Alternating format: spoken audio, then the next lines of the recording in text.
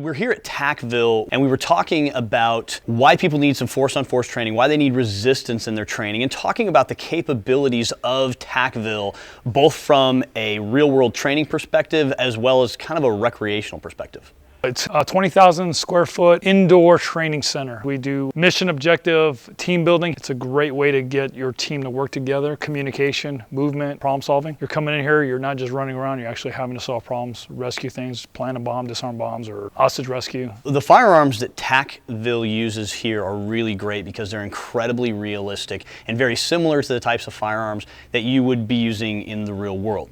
We have mag-fed carbines that use our Rigo paintless paintball system, as well as traditional hopper-fed guns, airsoft rifles, pistols, shotguns. It's a paintball-sized rubber round that you're using through magazine-fed mil-sim type weapon systems. The benefits of using very realistic firearms is that you can set up your simulation firearms exactly the same as you set up your real-world gun. From a regular paintball gun, you have a big hopper on top, you load all the balls into it, it's gravity-fed, you have the big tank hanging off the back. It doesn't really look realistic or feel realistic. The mag-fed guns we use, you have to do mag changes. They're 20-round magazines, so you can't carry 5,000 rounds on you like some of the speedball guys do. You have to kind of pick and choose your shots, be methodical, do reloads, know the condition of your weapon. With all the cover and concealment that's out there, it's not just, a speedball match. You actually have to move, communicate, shoot. So kids who want to go out there and go, I want to run my airsoft stuff, I'm like, cool, great, go do your thing. If you want to go run paintball, great. If you want to come here and experience this type of mission objective gameplay, it's very different. You won't get that in other places.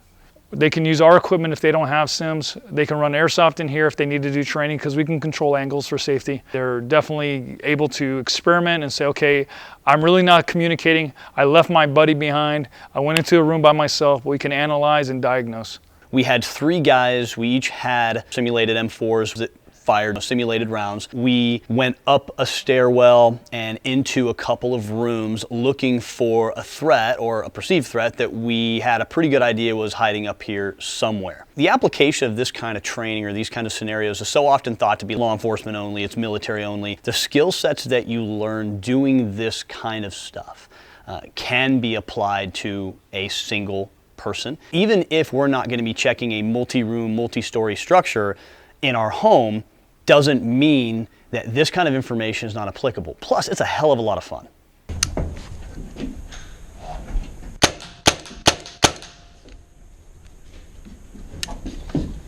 We have classes specifically for law enforcement and military only. We do have some new courses set up for civilians that are coming out: angular search, home invasion, low light defense, and also the gameplay. You can find us at TacVille.com. We have links to the other sides as well as social media, Facebook and Instagram. You can find the Arms Room at thearmsroomshow.com. You can listen to all of our shows. You can also find us on social media through Facebook, and that gives you an opportunity to connect with some of the show announcements that we'll put out, information we put out about a lot of the guests that are on our show and the kind of different things that they have to offer. We also put out a lot of humorous things and quite a bit of information as well to help our listeners learn.